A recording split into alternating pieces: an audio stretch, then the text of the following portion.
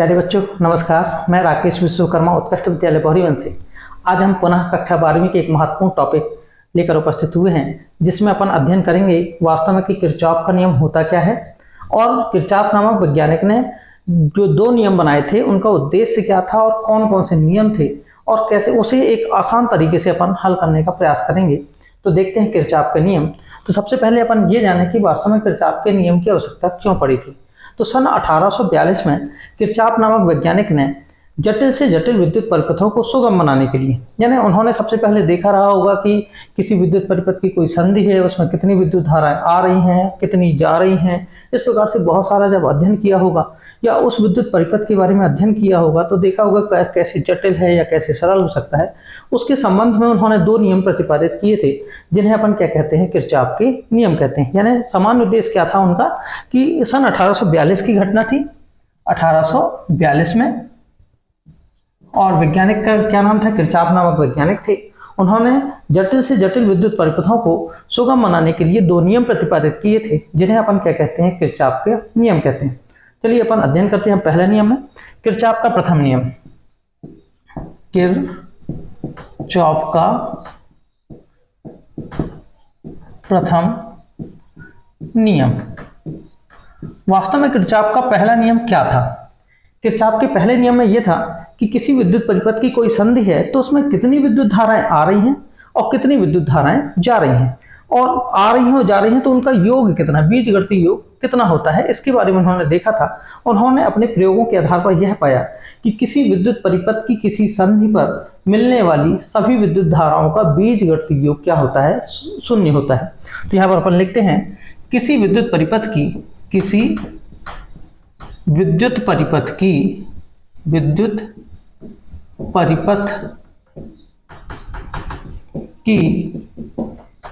संधि पर मिलने वाली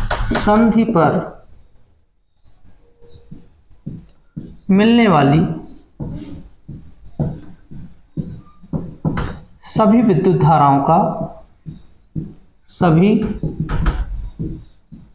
विद्युत धाराओं का बीजगणितीय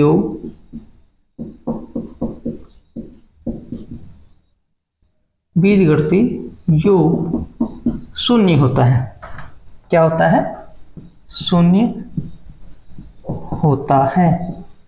यानी क्या बतलाया, किसी विद्युत परिपथ की किसी संधि पर मिलने वाली सभी विद्युत धाराओं का बीजगणितीय योग शून्य होता है। अर्थात बीजगणितीय योग का मतलब क्या हो जाएगा, समेशन आई इक्वल टू कितना हो जाएगा, 0।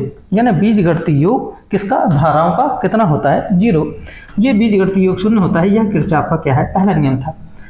जब उन्होंने किरचॉफ का पहला नियम बनाया तो उन्होंने यह पाया कि जो विद्युत धाराएं संधि की ओर आएंगी वो क्या होंगी, धनात्मक मानी जाएंगी। स्वाभाविक सी बात है कि अपने पास यदि कुछ आ रहा है तो प्लस में है और कुछ जा रहा है तो क्या है, माइनस में है। तो संधि की ओर आने वाली विद्युत धाराएं धनात्मक होती हैं और संधि से दूर जाने वाली विद्युत धाराएं क्या होती हैं, ऋणात्मक होती हैं। तो यहाँ पर अपन लिख सकते हैं कि संधि की ओर आने वाली विद्युत धाराएं, संधि की ओर आने वाली विद्युत धाराएं धनात्मक होती हैं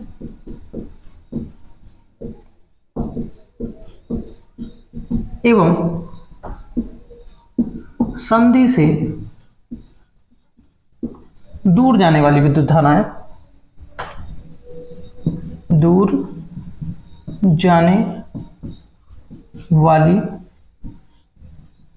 जाने वाली विद्युत धाराएं,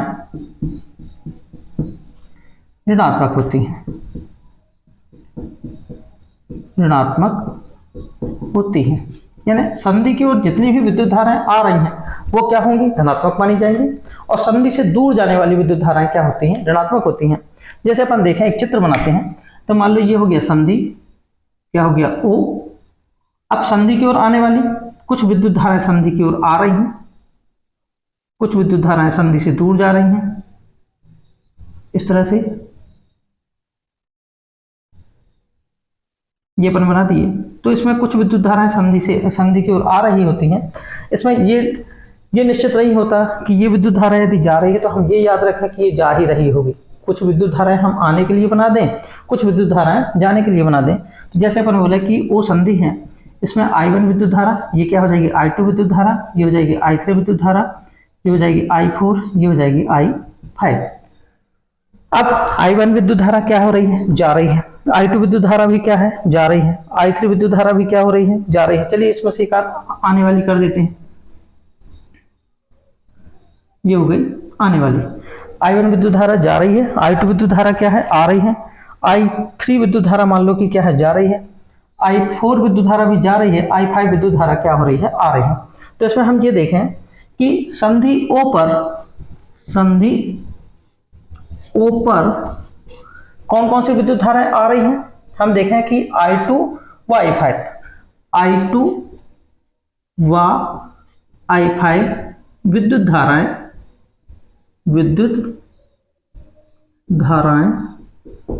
आ रही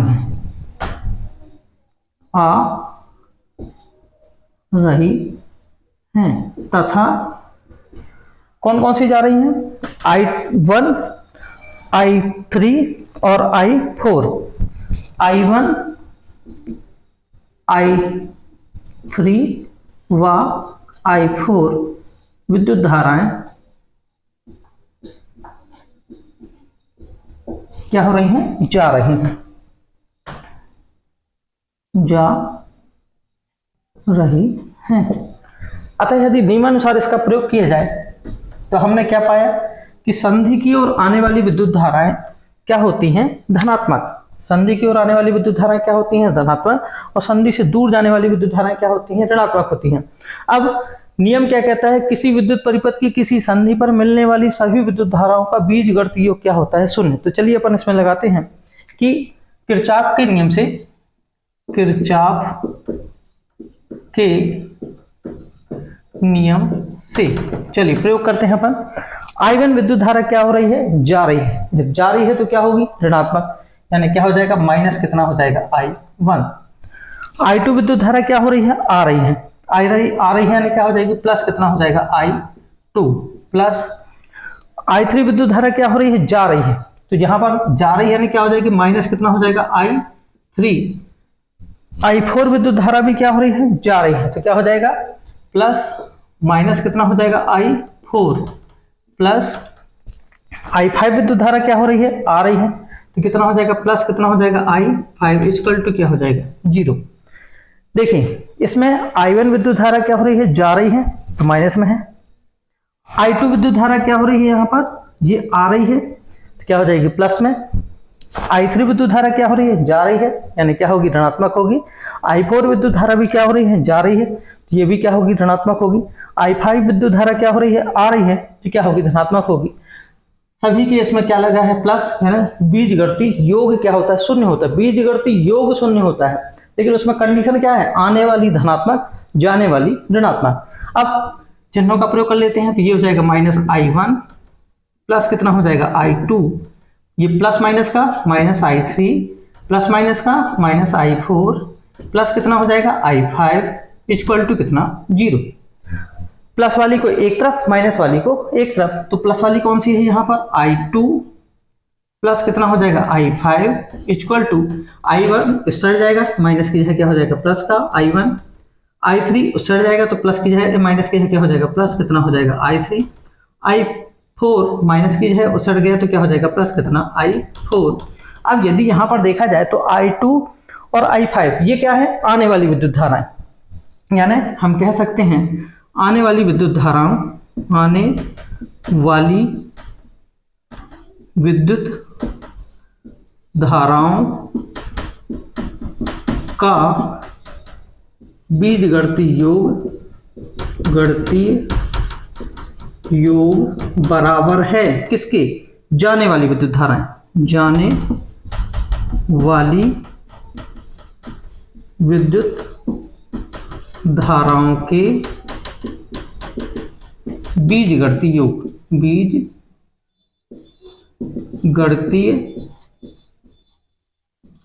योग के। यानी लास्ट में क्या स्पष्ट हुआ कि आने वाली विद्युत धाराओं का बीजगणितीय योग जाने वाली विद्युत धाराओं के बीजगणितीय योग के क्या होता है, बराबर होता है। यही किरचॉफ का क्या है, पहला नियम है। हम किरचॉफ के प्रथम नियम को संधि का नियम भी कहते हैं। ध्यान रखिएगा, ये क्वेश्चन परीक्षा में अनेकों बार पूछा गया है कि किरचॉफ के प्रथम नियम को कौन सा नियम कहते हैं। तो किरचॉफ के प्रथम नियम को संधि का नियम भी कहा जाता है, इसे धारा का नियम भी कहते हैं। यह नियम वास्तव में आवेश संरक्षण के नियम पर क्या होता है, आधारित होता है। यानी सबसे इंपॉर्टेंट है कि इस नियम को क्या क्या कहा जाता है। तो पहला महत्वपूर्ण चीज क्या हो जाएगी इसमें नोट, इसे कौन सा नियम कहते हैं, संधि का नियम कहते हैं, संधि का नियम। दूसरा, इसे कौन सा नियम कहते हैं, धारा का नियम भी कहते हैं, धारा का नियम। और क्या कहते हैं, यह नियम किस पर आधारित होता है। तो यह जो नियम होता है, यह नियम आवेश संरक्षण पर, आवेश संरक्षण पर क्या होता है, आधारित होता है। यह नियम आवेश संरक्षण पर क्या होता है, आधारित होता है। आवेश संरक्षण के नियम, आवेश संरक्षण के नियम पर, क्या होता है, आधारित होता है। तो इस प्रकार हम किरचॉफ के नियम को बहुत ही आसान तरीके से क्या समझ सकते हैं। चलिए अब इसके पश्चात, यानी कि मेरे ख्याल से सभी को समझ में आ गया होगा कि इसमें महत्वपूर्ण चीज क्या है कि किसी विद्युत परिपथ की किसी संधि पर मिलने वाली सभी विद्युत धाराओं का बीजगणितीय योग क्या होता है, शून्य होता है। अर्थात समीशन I इक्वल टू क्या हो जाएगा, 0। इसमें याद रखने के लिए क्या है, जब ये नियम बनाया गया तो क्या देखा गया कि जो संधि की ओर आने वाली विद्युत धाराएं होंगी उसे हम धनात्मक में प्रयोग करेंगे, संधि से दूर जाने वाली जो विद्युत धाराएं होंगी उसे अपन किस में प्रयोग करेंगे, ऋणात्मक में प्रयोग करेंगे। अब एक चित्र बना लेते हैं, एक संधि होगी, उसमें कुछ विद्युत धाराओं को हम धनात्मक ले लेते हैं, कुछ विद्युत धाराओं को ऋणात्मक ले लेते हैं। इसमें यह निश्चित नहीं है कि हम इन्हीं विद्युत धाराओं को ही धनात्मक लें, इन्हीं को क्या करें, ऋणात्मक ले लें। तो जो धनात्मक हो, जो आ रही होंगी उनको धनात्मक में लिखेंगे, जो जा रही हैं उन्हें क्या लिखेंगे, ऋणात्मक में लिखेंगे। तो यहाँ पर हम लिख दिए कि संधि O पर I2 व I5 विद्युत धाराएं आ रही हैं, जबकि I1, I3 व I4 विद्युत धाराएं क्या हो रही हैं, जा रही हैं। तो यहाँ किरचॉफ के नियम से क्या होगा कि किसी विद्युत परिपथ की संधि पर मिलने वाली सभी विद्युत धाराओं का बीजगणितीय योग क्या होता है, शून्य होता है। तो यहाँ पर I1 जो कि जा रही है ऋणात्मक, I2 आ रही है तो धनात्मक, I3 जा रही है, I4 भी जा रही है तो ये दोनों ऋणात्मक हो गई, I5 आ रही है तो क्या होगी, धनात्मक, इक्वल टू क्या हो जाएगा, 0। चिन्हों का फैसला कर लेते हैं तो प्लस माइनस के यहाँ माइनस हो जाएगा, यहाँ भी प्लस माइनस का माइनस बराबर कितना, 0।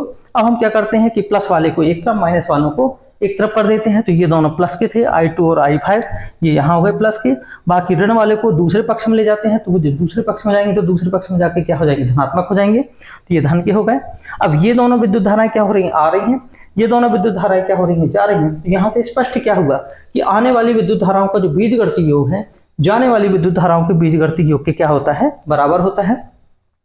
इसमें याद क्या रखना है कि यह जो नियम है वास्तव में संधि का नियम भी कहलाता है। यानी किरचॉफ के प्रथम नियम को कौन सा नियम कहते हैं, संधि का नियम। दूसरा, इसे और क्या कहते हैं, इसे धारा का नियम भी कहते हैं। तीसरा, यह सबसे इंपॉर्टेंट है, ये परीक्षा में अनेकों बार पूछा गया है कि किरचॉफ का प्रथम नियम किस पर आधारित होता है। तो यह जो नियम है किस पर, आवेश संरक्षण के नियम पर क्या होता है, आधारित होता है। चलिए अब हम किरचॉफ का द्वितीय नियम देखते हैं।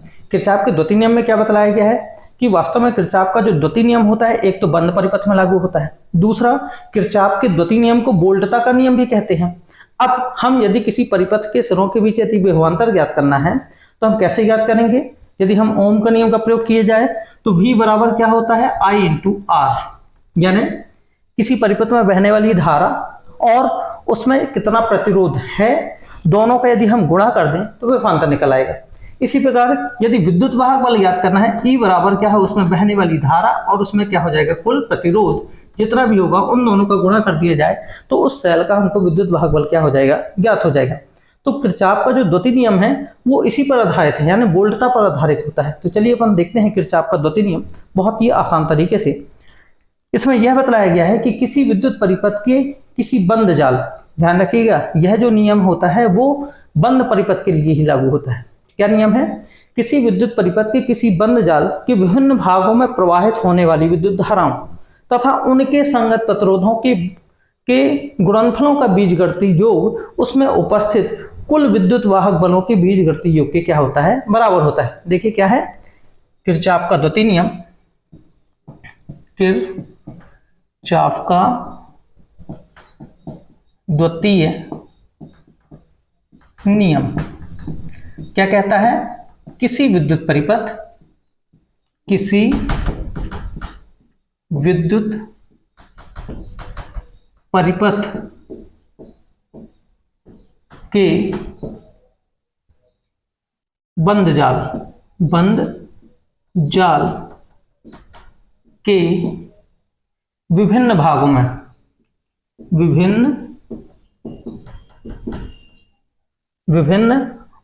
में प्रवाहित होने वाली विद्युत धाराओं एवं उनके संगत प्रतिरोधों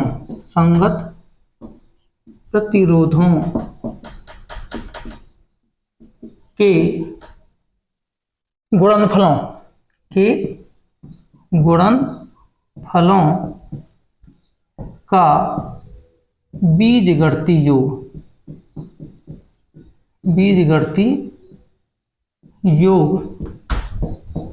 बीजगणितीय योग उसमें उपस्थित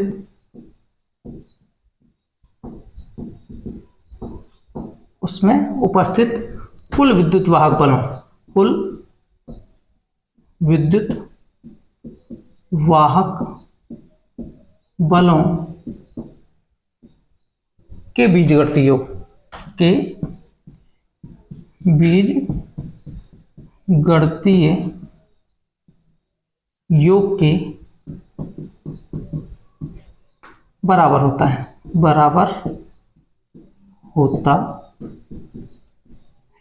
क्या कह रहा है? किसी विद्युत परिपथ के किसी बंद जाल के विभिन्न भागों में प्रवाहित होने वाली विद्युत धाराओं तथा उनके संगत प्रतिरोधों के गुणनफलों का बीजगणितीय योग उसमें उपस्थित कुल विद्युत वाहक बलों के बीजगणितीय योग के बराबर होता है। तो अपन एक विद्युत परिपथ बनाते हैं। यहां पर एक सेल लगा दिए, यहां पर संगत प्रतिरोध, यहां पर दूसरा सेल, ये हो जाएगा इसके संगत प्रतिरोध,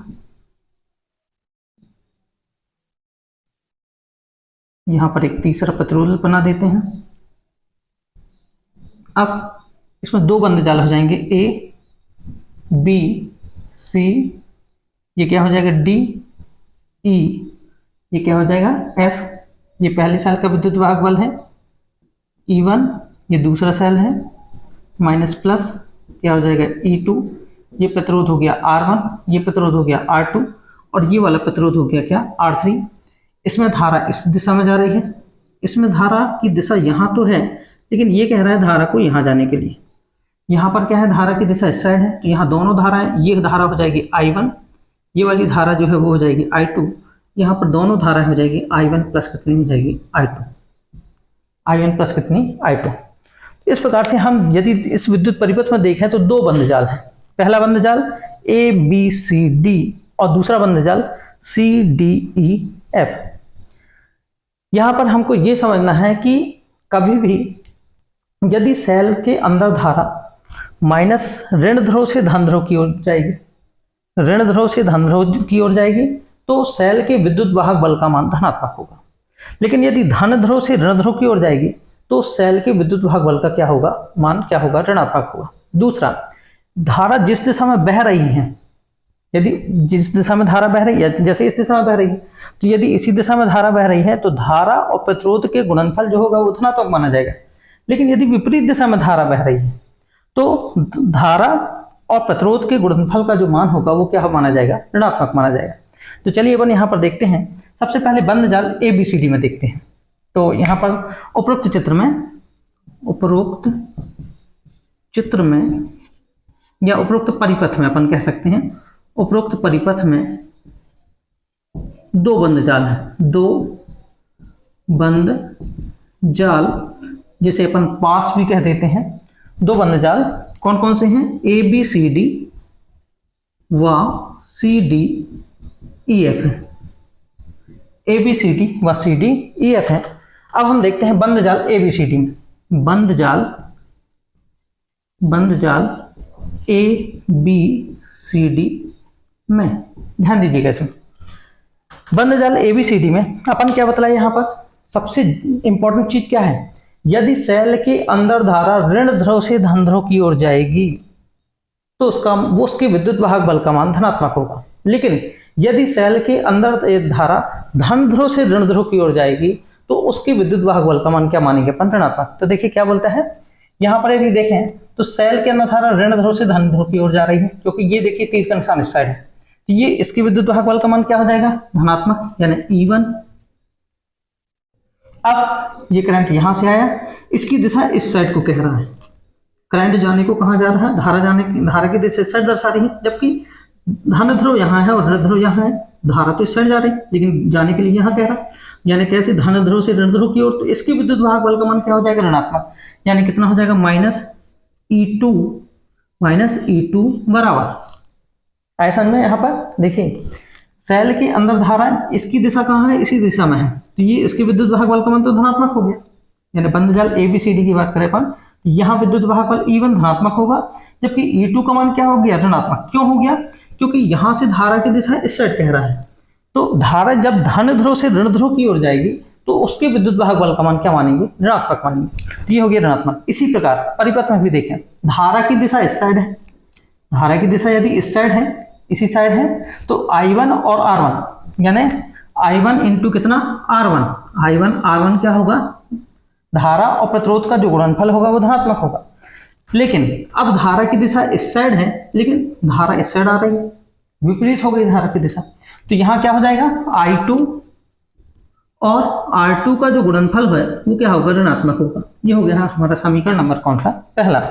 देखिए इसमें ये बताया गया कि किसी विद्युत परिपथ के किसी बंद जाल के विभिन्न भागों में प्रवाहित होने वाली विद्युत धारा ये है, जैसे यदि यहाँ देखें तो धारा I1 तथा उनके संगत प्रतिरोध कितना है, R1, I1 R1 का गुणनफल, I2 R2 का गुणनफल, उसमें उपस्थित कुल विद्युत वाहक बल कितना है, E1 और E2। विद्युत वाहक बलों के बीजगणितीय योग की क्या होता है, बराबर है। लेकिन यहाँ पर चिन्ह कैसे आ गया, माइनस का चिन्ह क्यों आया, क्योंकि यहाँ पर ये दर्शाएंगे कि इस सेल में धारा ऋण ध्रुव से धन ध्रुव की ओर जा रही है तो विद्युत वाहक बल धनात्मक है, लेकिन यहाँ धन से ऋण की ओर दर्शा रहा है, इस साइड जाने को दर्शा रहा है, तो इसकी विद्युत वाहक बल का मान क्या हो गया, ऋणात्मक हो गया। जिस दिशा में धारा बह रही है तो धारा और प्रतिरोध का गुणनफल का मान धनात्मक होगा, यदि विपरीत दिशा में धारा हो गई तो धारा और प्रतिरोध का गुणनफल क्या हो जाएगा, ऋणात्मक हो जाएगा। हम देखते हैं बंद जाल CDEF में, बंद जाल CDEF में, बंद जाल CDEF में यहाँ पर फिर से देखते हैं अपन धारा कितनी है। यदि हम देखें CDEF में तो यहाँ पर विद्युत वाहक बल कितना है, E2, कुल विद्युत वाहक बल कितना है, E2, यहाँ पर ये वाले में तो है ही नहीं, तो यहाँ लिख देते हैं बराबर, यहाँ धारा कितनी है, I2, संगत प्रतिरोध कितना है, R2, इन दोनों का गुणनफल, धारा की दिशा इस साइड कह रहा है तो ये सही दिशा में धारा जा रही है, यहाँ से धारा की दिशा यहाँ है, यहाँ पर धारा कितनी है, I1 plus I2 plus I1 plus कितना, I2, संगत प्रतिरोध कितना है, R3। देखिए यहाँ पर यदि अपन इसको भूल जाए, ये वाले को, इसमें धारा की दिशा इस साइड है, यहाँ से ऐसे करंट आ रहा है ये और यहाँ जा रहा है, तो ये भी सही दर्शा रहा है ऋण ध्रुव से धन ध्रुव की ओर, और धारा की दिशा भी सही दर्शा रही है। तो E2 जो बराबर होगा I2 into R2 plus I1 plus I2 into कितना, R3। ये हो गया हमारा समीकरण नंबर कौन सा, दूसरा। समीकरण 1 व 2 को हल करके, समीकरण 1 व 2 को हल करके I1 व I2 के मान ज्ञात किए जा सकते हैं, यही किरचॉफ का क्या है, द्वितीय नियम। ठीक है, तो इस प्रकार हमने किरचॉफ का द्वितीय नियम भी देखा। अब सबसे इंपॉर्टेंट चीज क्या है जो परीक्षा में पूछी जाती है कि किरचॉफ के द्वितीय नियम को क्या बोला जाता है, तो किरचॉफ के द्वितीय नियम को वोल्टता का नियम कहते हैं। नोट करके हम कह सकते हैं, नोट, इसे क्या बोलते हैं, वोल्टता का नियम या पास का नियम, पास या रूट का नियम भी कहते हैं। ठीक है, यह नियम किस पर आधारित होता है, तो यह नियम जो होता है ऊर्जा संरक्षण के नियम पर आधारित होता है। किस पर आधारित होता है, ऊर्जा संरक्षण के नियम पर आधारित होता है। ठीक है, यानी किरचॉफ का जो पहला नियम है वो आवेश संरक्षण के नियम पर आधारित है। किरचॉफ का जो द्वितीय नियम है ऊर्जा संरक्षण के नियम पर आधारित है। किरचॉफ के पहले नियम को क्या बोला जाता है, तो उसे संधि का नियम कहा जाता है, और किरचॉफ के द्वितीय नियम को वोल्टता का नियम कहते हैं। यहाँ पर एक लाइन अपन और लिख सकते हैं कि यहाँ समेशन ई बराबर होता है समेशन आई इंटू कितना आर, समेशन ई बराबर समेशन आई इंटू कितना आर। तो इस प्रकार से हमने किरचॉफ के द्वितीय नियम को भी देखा। मेरे ख्याल से सभी बच्चों को किरचॉफ के दोनों नियम समझ में आ गए होंगे। यह नियम परीक्षा की दृष्टि से बहुत ज़्यादा इंपॉर्टेंट है। अपन ने बहुत ही आसान तरीके से दोनों नियम को समझने का प्रयास किया। ठीक है, तो सभी बच्चे इसका स्क्रीनशॉट ले सकते हैं। इसके बाद की क्लास में हम पुनः एक नए टॉपिक के साथ उपस्थित होंगे। अतः सभी बच्चे इस चैनल को लाइक करें, सब्सक्राइब करें, शेयर करें, और अधिक जो भी यदि गलतियां हो रही हैं तो उसे कमेंट्स करें, जिससे हमें भी अपने जो भी हम पढ़ा रहे हैं उसको पढ़ाने में हमें और ज़्यादा सुविधा हो सके। धन्यवाद।